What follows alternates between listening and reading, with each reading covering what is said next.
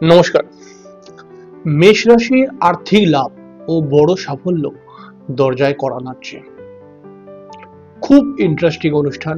আকাশের কিছু গ্রহ নক্ষত্র মেষ রাশির মানুষদেরকে কিন্তু হাত ভরে অর্থ দেবে এবং সামনে কিন্তু মেষ রাশির মানুষরা সফলতা চূড়ায় উঠতে পারবে। অবশ্যই এই বিষয় নিয়ে আজকের আমাদের অনুষ্ঠান। এই বিষয়টি আমরা বিশেষ করে বৃহস্পতি, শনি এবং কেতু মহারাজের শুভ প্রভাবে মেষ রাশির মানুষরা কিন্তু বিশেষ লাভ অর্জন করবে। অবশ্যই আপনি যদি একজন মেষ রাশির মানুষ হয়ে থাকেন তাহলে কমেন্ট বক্সে ভক্তি সহকারে কিন্তু একবার লিখুন ওম গুরুবে নমঃ।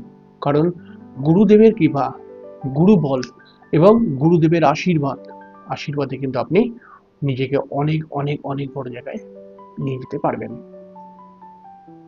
অবশ্যই আমরা অনুষ্ঠানে চলে আসবো। অনুষ্ঠানে আসার পূর্বে প্রত্যেকবার যে কথাটি বলেই থাকি, আপনারা অবশ্যই আমার চ্যানেলটিকে সাবস্ক্রাইব করে বেল আইকনটা ক্লিক করে দেবেন। এটাই আপনাদের কাছে আমার রিকোয়েস্ট।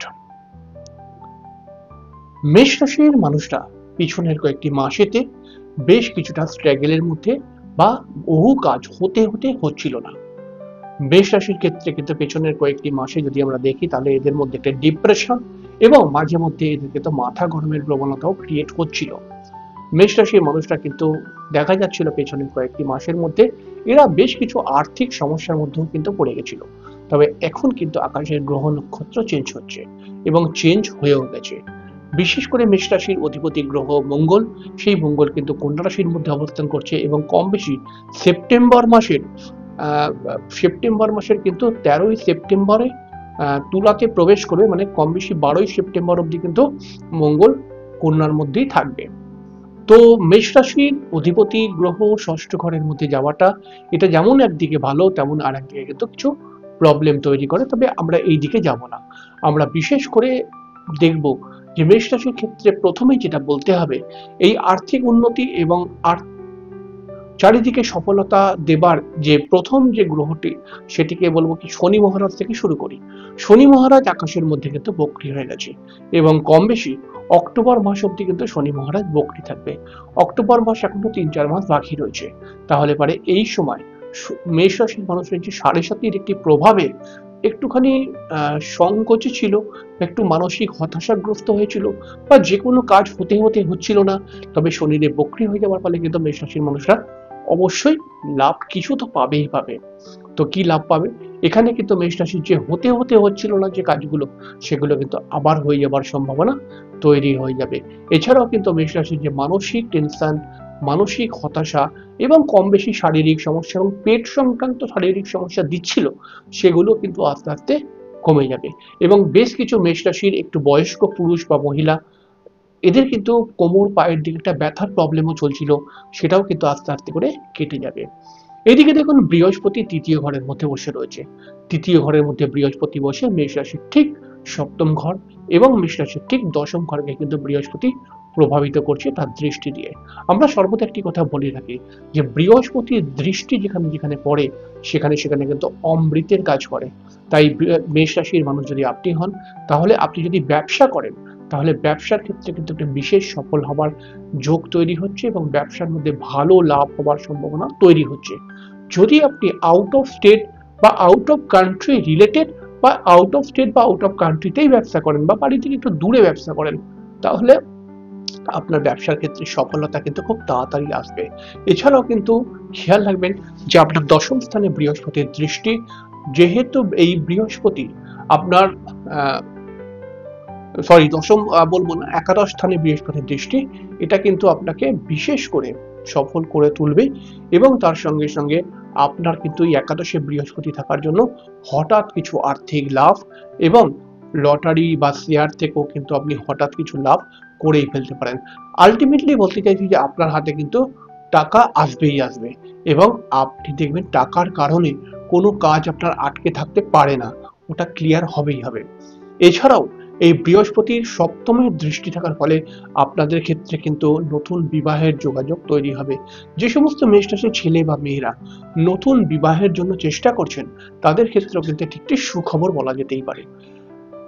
মূল বিষয় হচ্ছে কি, এবারে আমি তো বললাম যে বড় সাফল্য চলেই আসছে। কারণ বড় সাফল্য আসার পেছনে আরেকটি কারণ রয়েছে। এই বড় সাফল্য আসে তখন যখন প্রায় পঞ্চম স্থানটি আমাদের ভালো হয়ে যায়, এবং কম বেশি মেষ রাশির জন্য পঞ্চম স্থানটা কিন্তু আমি বলবো না খুব খারাপ, যদিও বা একটি মধ্যম আকারের ফল এখানে কেতু বসে দেখবেন। অর্থাৎ মেষ রাশির ঠিক পঞ্চম স্থানে কেতু মহারাজ রয়েছেন, এবং কেতু মহারাজ কিন্তু পঞ্চম স্থানের মধ্যে ভালো ফল দেয়, খারাপ ফল দেয় না, কারণ কেতু একটু স্পিরিচুয়াল প্ল্যানেট এবং পঞ্চম ঘর একটি স্পিরিচুয়াল ঘর। তো এই কারণে কিন্তু কেতু এই ঘরটির মধ্যে ভালো ফল দেয়। তাই যে সমস্ত মেষ রাশির মানুষেরা কিন্তু সরকারি চাকরির জন্য চেষ্টা করছেন বা প্রাইভেটে উচ্চ পদে চাকরির জন্য চেষ্টা করছেন, তাদের ক্ষেত্রে কিন্তু সফলতার রেঞ্জটা খুব ভালো, সফলতার গ্রাফটা খুব ভালো, এবং এরা কিন্তু একটু চেষ্টা করলে পারেই কিন্তু মানে অনেকটাই সাকসেস হয়ে যাবে, নতুন চাকরি প্রাপ্তি করতে পারে। এছাড়াও আপনি যদি একজন মেষ রাশির মানুষ হন, আপনি যদি একজন মেষ রাশির পুরুষ হন বা মহিলা হন, আপনি যদি দীর্ঘদিন থেকে বাড়ি বা গাড়ি করার চেষ্টা করছেন, আপনি যদি দীর্ঘদিন থেকে নিজে একটা ফ্ল্যাট কেনার চেষ্টা করছেন, তাহলে এটা হচ্ছে উত্তম সময়। এই সময় কিন্তু আপনি অবশ্যই নিজের এই স্বপ্নটি পূরণ করে ফেলতেই পারবেন। এছাড়াও কিন্তু মেষ রাশির ক্ষেত্রে দ্বিতীয় প্রতি তৃতীয় স্থানে যাচ্ছে, অর্থাৎ শুক্র কিন্তু কর্কটের ঘরের মধ্যে কম বেশি আমরা যদি দেখছি, কর্কটের ঘরের মধ্যে কিন্তু 20 আগস্ট কর্কটে প্রবেশ করবে। এই সময় কিন্তু আপনাদের একটি লক্ষ্মী নারায়ণ রাজযোগ তৈরি হবে তৃতীয় ঘরের মধ্যে।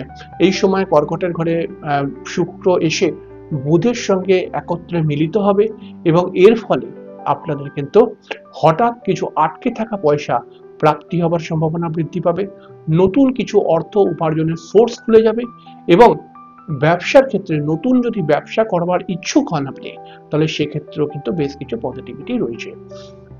মেষ রাশির ক্ষেত্রে আরো একটি জিনিস দেখা যাচ্ছে, যে সমস্ত মেষ রাশির মহিলারা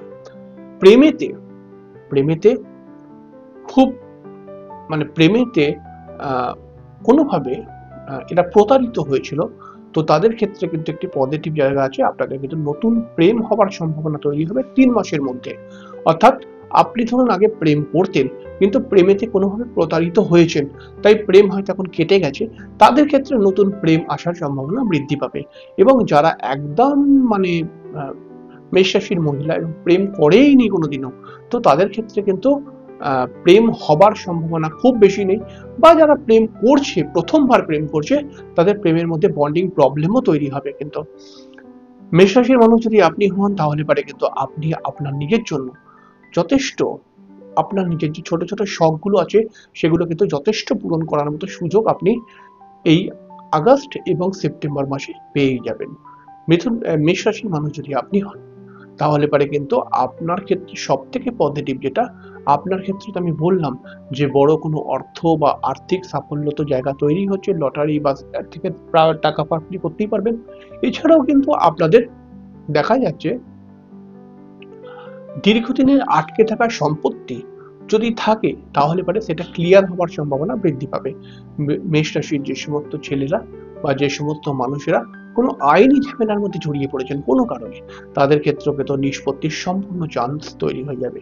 তাই আপনি যদি একজন মেষ রাশির মানুষ হন, সামনের দিনটাকে একদম অবহেলা করবেন না, কারণ এর আগে সময়টা একটু অন্যরকম ছিল, তবে এখন কিন্তু সময়টা পুরোপুরি শনি বক্রী হয়ে যাবার জন্য সুযোগগুলো আগেও ছিল, কিন্তু শনি বক্রী ছিল না বলে সুযোগগুলো সেভাবে পাচ্ছিলেন না। তো শনি বক্রী হয়ে যাওয়ার জন্য কিন্তু আপনি এই সুযোগগুলো পাবেন, এবং এই সুযোগগুলোকে যদি কাজে লাগাতে পারেন, তাহলে ডেফিনেটলি খুব অল্প সময়ের মধ্যে নিজের ভাগ্যের উন্নতি তো করতেই পারবেন, এবং বেশ কিছু অর্থ প্রাপ্তি করেই ফেলতে পারবেন। তাই আপনি যদি একজন মেষ রাশির মানুষ হন, তাহলে একদম না বসে চেষ্টা করুন, দেখুন আপনিও কিন্তু এই সুযোগের সদ্ব্যবহার করুন। সুযোগের সদ্ব্যবহার করলে আপনিও কিন্তু প্রচুর প্রচুর প্রচুর লাভ পেতেই পারেন। যাই হোক, আজকের অনুষ্ঠান এখানে শেষ করলাম, পরের দিন দেখা হবে, ততক্ষণের জন্য